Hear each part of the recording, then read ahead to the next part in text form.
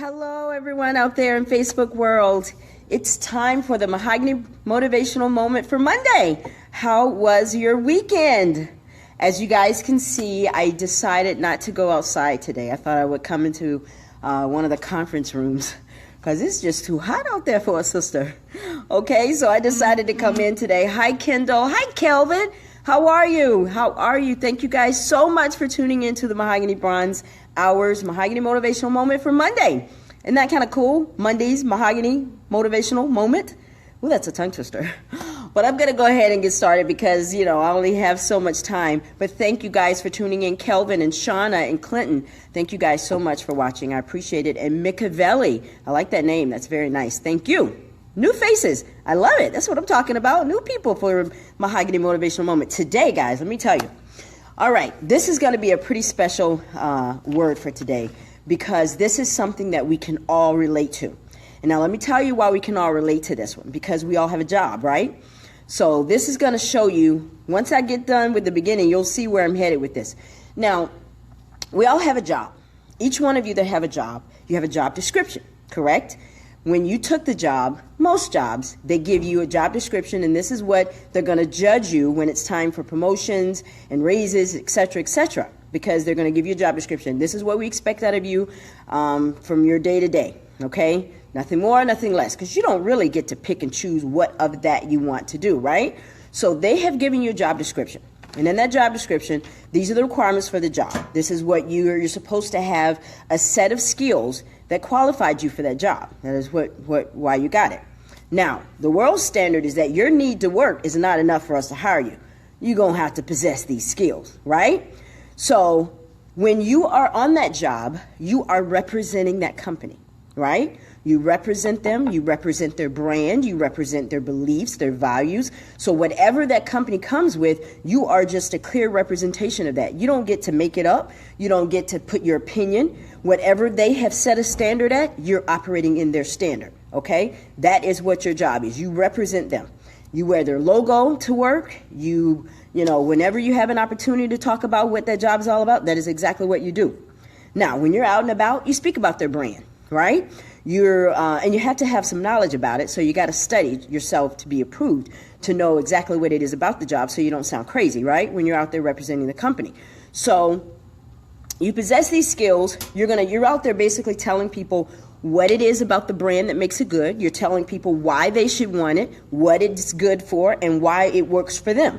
That is what happens when you represent a company. Now they tell you, they say, okay, now Ella, when you got that name on, when you're representing our company, we expect you to behave in a certain way, okay, so that you don't give us a bad name. That brings me to the message for Mahogany Motivational Moment for today. Who are you repping when you're not on this job, right? Who are you repping? Now, that means representing for y'all, that are too young to understand what I meant by saying that. Who are you representing? Now, when we're on Facebook, a lot of us, I have seen over the last several years, there's like a bombardation of all of the Christian and God this and God that when it comes to all of the quotes and all these kinds of things that people share on Facebook.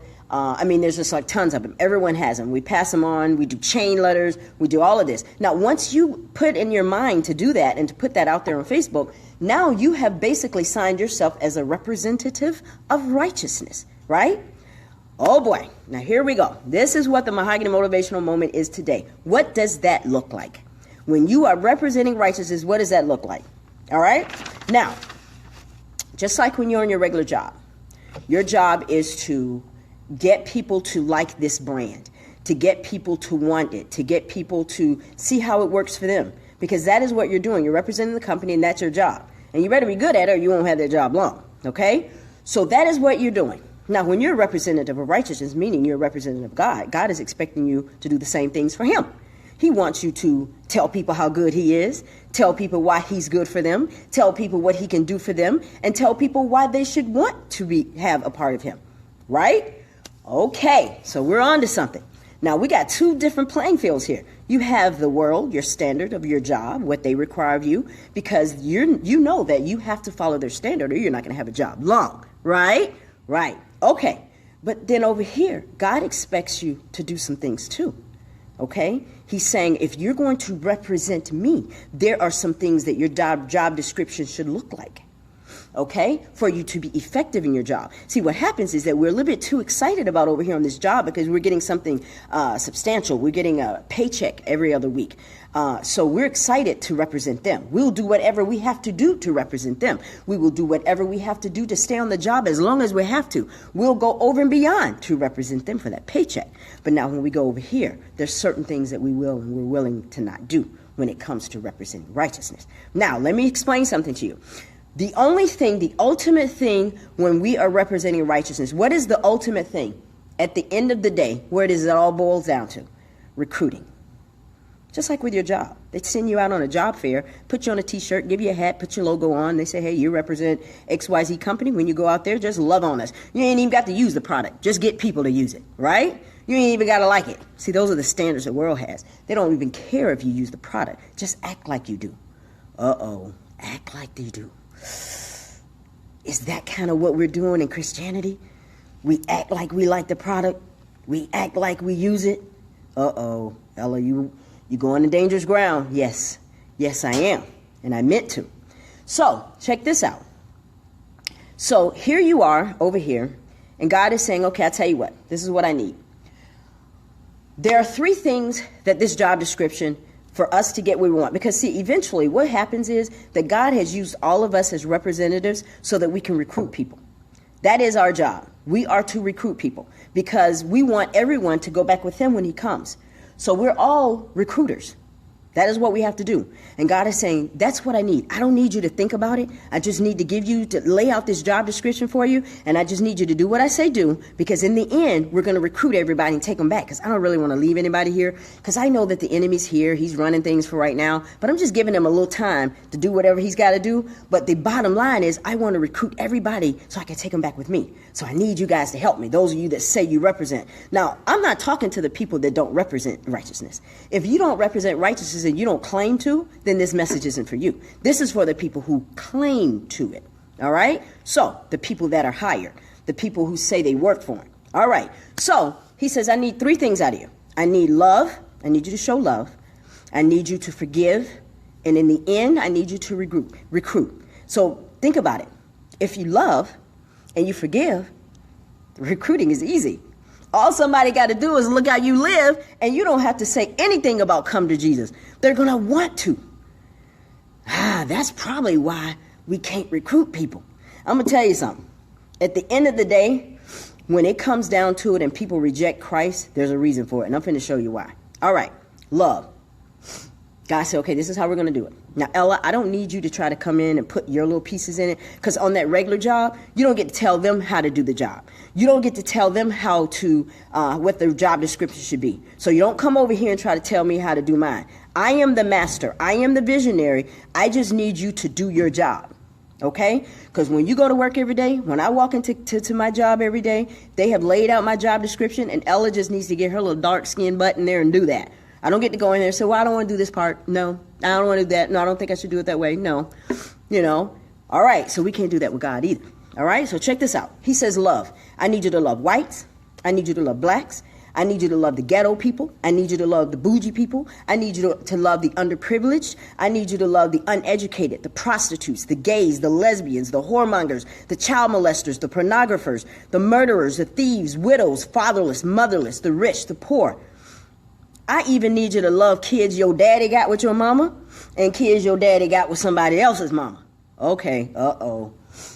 Now, I went there because I need you guys to understand something. What God was trying to say to us is I don't need you trying to figure out who to love. Just love them all. Now, I named some of the undesirables because I know that what we like to do in our job description is we like to be able to say, no, they don't deserve it. No, they don't deserve it. You see what they did to that child? No. They killed somebody? No, they don't deserve it. Wait a minute now. You're trying to rewrite your job description, and that's not your job. Because, see, God knows why he needs you to love all of them. Let me tell you why he wants you to do that. He said, the reasons I want you to do this, Ella, since you just need to know, because you don't go and ask your job while they tell you how to do your job, but since you just need to know, I'm going to give you some knowledge. One reason I need you to do that is because I died for them too. Uh-oh. Ooh, you mean murderers? He died for them? Yeah. Whoremongers? He died for them? Yeah. These girls that are out here getting pregnant out of wedlock? Yeah. What about these women that are getting pregnant even though they think they're old enough, but they're getting pregnant by married men? Yeah. Well, what about this man that went out here and got kids with another woman? Yeah. What about this man that sits up and watches pornography? Yeah. He died for all of them. Now, I know that messes with y'all religion, but let me tell you something. He did. You don't need to go trying to rewrite his job description. He's telling us how to do our job. You don't go to that job you're on every day. They give you that little stinky paycheck every 2 weeks, okay? You don't go and tell them what you should and shouldn't do and how to do it. So don't come over here. God is like, don't come over here because, see, I died for you. I gave you the ultimate sacrifice. Okay, all right. So here we go. That's one of the reasons I need you to do it. I died for them too. Number two, I want everybody to have an equal chance to turn it around. And I don't want anybody to feel less loved because they think that I love someone else more than them. Because, see, now you represent me, so you got to do as I would do. You have to speak as I would speak. You have to love as I love. But you representatives of righteousness, stay with me. All right. That's another reason. See, because what we don't understand is that in the world, they do that too.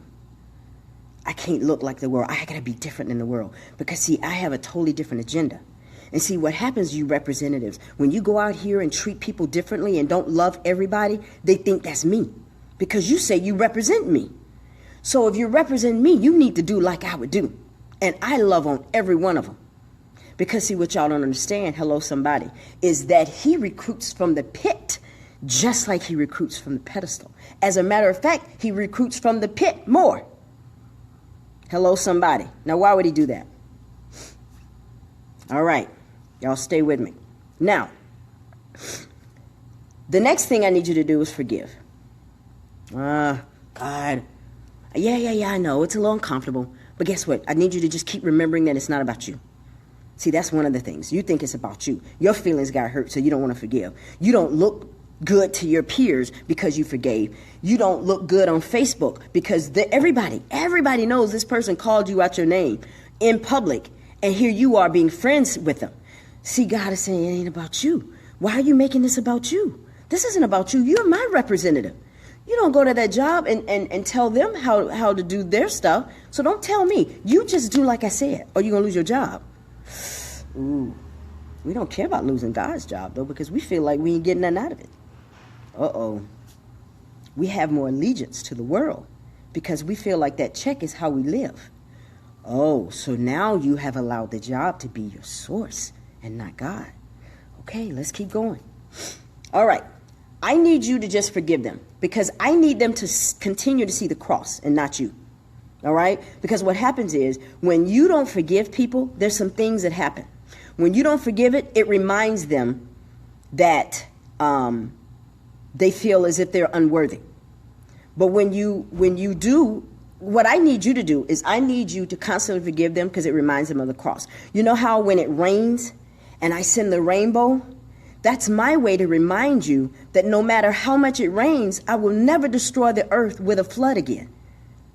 And in hindsight, also, that lets you know, no matter how much rain you have in your life, you will not drown in it.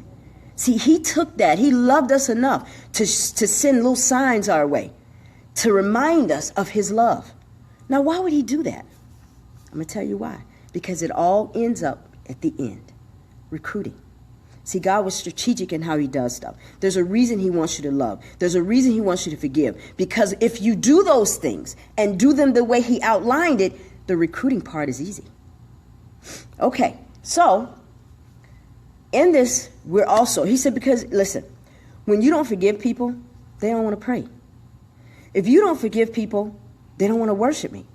If you don't forgive people, they won't do for others. If you don't want to forgive people, they don't feel worthy enough to even come to me in prayer. And see, they have to, because at the end, they're going to be left here if they don't choose me. And I need you to help me let them choose me. You are my representative.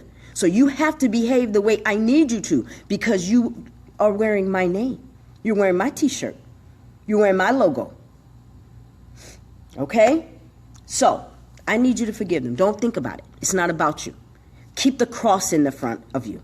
It ain't you. Take yourself down and put him on the cross. How about that? All right? So here we are, and now we're forgiven. See, this is not the time for you to use your education, the things that the world gave you, to try to rationalize forgiveness. You just do it. Because it doesn't work that way. Now, let me talk about recruiting, because I don't know where my time is. And I want to make sure we get this point across today. All right? This is easy. It's time to recruit. God says, okay, you know what? You know how some of you guys that are managers in your job, and they'll send you out to a job fair? You're going to that job fair because you're looking for people that want to work for your company. These are people that are going to buy into your product. They're going to believe in your product, and they're going to want to be a part of a team of people who are using this product and selling this product and representing this product. So you're going to go to this job fair, and you're going to look all pretty. You're going to pass out little Hershey Kisses, people like me coming by because I'm going to get them all.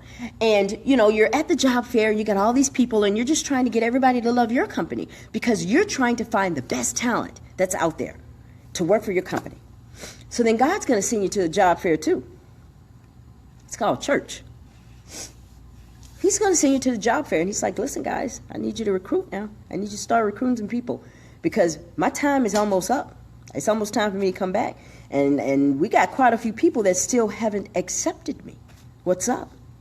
Are you guys not doing what I asked you to do? Are you meeting your job description? Because there's going to come a day where I'm going to sit down and I'm going to decide your promotion.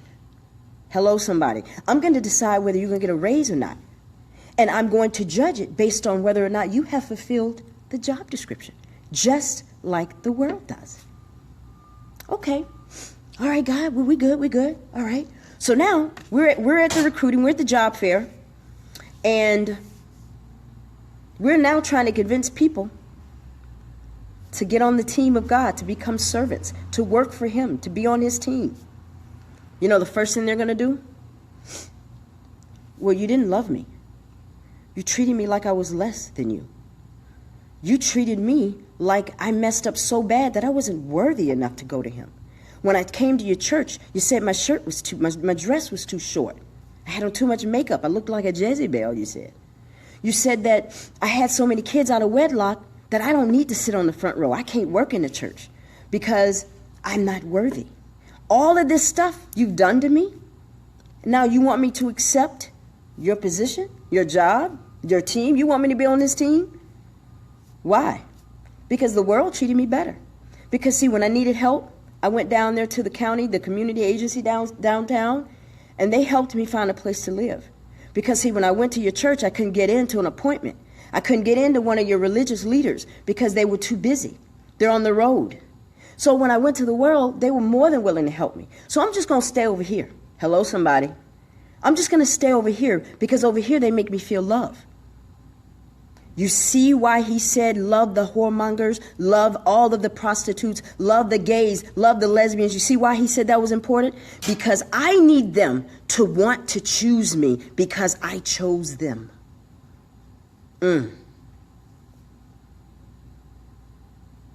See, in our job descriptions, we don't write them. The visionaries do. When I came to this job, the job description and the vision, they gave it to me. They didn't ask for my input. They gave it to me. And they said, Ella, as long as you're here and getting a paycheck from this company, you're going to operate under these standards right here. Okay? But then when it comes to the things of God, we want to pick and choose what we want to do. Well, that's uncomfortable. I can't do that. You don't tell your job that. Well, I don't feel right doing that. You don't tell your job that. You do it. Or you're without a job. God said, you know what? The reason I needed you guys to do this, people don't care what you know. They just need to know that you care. Say that again. People don't care what you know. They just need to know that you care. They just need to know that you care. So you're telling me that people aren't choosing God because they don't feel like anyone cares? Is that the world's fault? Or are that the representatives of God's fault? A little tight, but it's right today, right? And I'm talking to me. I told you I'm talking to me first. See, we have to remember that at the end of the day, we can't set up shop here. See, what's happening, we don't want to do any of the hard stuff because we think this is it. This is it. This is where I'm going to be. I need to make sure my little pad is straight. No. You're going to lose all that. God is saying for this time right now, I need everybody to be recruiters. We need to recruit as many as we can because when I come back, I don't want to leave anybody behind because I know what's going to happen to them if they stay here. I know what their life is going to be like if we don't get them on this team. But I need you representatives to get and recruit as many people as possible. But when we get to the job fair, hello somebody, they look over your team because of how you treated them. God said, you know what? What you need to be pushing as far as getting them to recruit to come and work to be a part of my team, I need you to let them know that I died for them. I need you to know that I forgave them. I need you to know that I love them. I need you to know that I didn't look down on them when they messed up. And the people are looking like, well, okay, I hear what you're saying, but that's not what I got over here. He's depending on his representatives to show love, to forgive. And I had to say this. The reason I wanted to do this Mahogany Motivational Moment today, guys, is because there's so much unforgiveness out here. I have a situation where it's almost like I have a friend who is a child and her father didn't really accept her because she was part of an outside relationship. And she is like, 50 years old today, and they still haven't received her. Thank God. And these are people that represent righteousness. So we have to be careful. When we're representing righteousness, you are representing, and see, this is the thing. Remember when I told you at the beginning that when they send me to the job fair at my job, and I put on the logo, and I put on the hat, and the t-shirt, and the tennis shoes, and all this little bling bling that they give you from the job, when you go and dress up and look like you really represent the company, go out there and you're going to be on your best behavior, Ella, because we don't need you to give us a bad name. Ooh. We don't need you to give us a bad name. Recruiters of righteousness, we don't need to give him a bad name. He died for us. He loves everyone. And if we're going to represent him, we have to represent his vision for the world. I represent this company that I work for. When I'm on the phone with people, whether I agree with the company or not, I guarantee you I wouldn't say it. I guarantee I wouldn't say it or I'd be out of a job. You feel me? So when I am on the phone, everything I do represents the vision for the company that signs my paycheck. But now when I leave here, I'm repping him. I am repping him and I'm repping righteousness. There's a certain job description he's given me too. And it is to love, to forgive. So in the end, we can recruit. I hope this has been a blessing to you guys. I really, really do. Because, this is something that's near and dear to my heart because we have to learn how to get back to love. We have to get back to it. Because if there's anybody failing in this area, it's the Christians. It's us, the people who represent righteousness. That's why it is so hard for people to want to come to church. That is why it's so hard for people to want to accept Christ, because they feel like the world loves them more. There are times, I don't know how many times I've had people tell me, Ella, why am I going to go to church? They're mean. They don't even speak to you when you go in there. When you walk into their church, they don't even speak to you. Now, I understand we can't allow ourselves to be changed or did not accept Christ because of how someone treats us, but that doesn't take us off the hook either. Can't keep making excuses. If God has hired you to be one of his representatives, he needs you to hit the job description sometime, okay? Just like you do on that day-to-day job, okay? Because, see, he gave you that one too. So he needs you to be able to be a representative for him in the way we need him to be, all right? So I have a little quote here. At least I thought I did. I thought I wrote it down. God promised we have a longer and better life to live. But church, we got to learn how to love and forgive. See, God promised us in the end that we would have a longer life. Some people will never get to it because they can't get past how they're treated. When you're younger, you do dumb things. All of us do. God knows I probably wrote the book about dumb things. I'm still doing things that I probably shouldn't be doing. But if it wasn't for the love of God, where would we all be? So who gives us the right? What gives us the right to treat someone less just because they don't look like us? That's what this message is all about today. And I appreciate all of you guys for tuning in today for the Mahogany Motivational Moment. I have enjoyed it. We're going to be on tomorrow, talk about some more stuff. And I just want to say hello to those of you that chimed in. I see that there's a lot of people, Kendall and Kelvin and Shauna and Clinton, Micavelli, Thaddeus, Jacqueline, Missy, Joanna, Bev, Missy, Anthony, Kelvin, Hazel, Vanessa, Larry, Antoinette, Cynthia, Paul. Thank you guys so very much for tuning into the Mahogany Motivational Moment. Like I said, I hope that it's been a blessing to you. But today was just about love, forgive, and recruit, guys. That's what it's all about. Who are you repping? All right? So I just want you to, that's what this was all about today. I want to know who you're repping. Because, you know, when I'm here, I'm representing this company and their values and their all this kind of stuff. And I have no problem doing it. It just rolls off my tongue. But then when we leave out of here, outside of this job, now we want to try to rewrite the job description. It don't work like that. All right, so I'll see you guys tomorrow, same time, right here at Facebook Live, 2 p.m. And we'll have another Mahogany Motivational Moment. We'll see you tomorrow. Love you all so very much. Hey, Shay Chill, how are you? You're late, brother. But I love you. Talk to you later.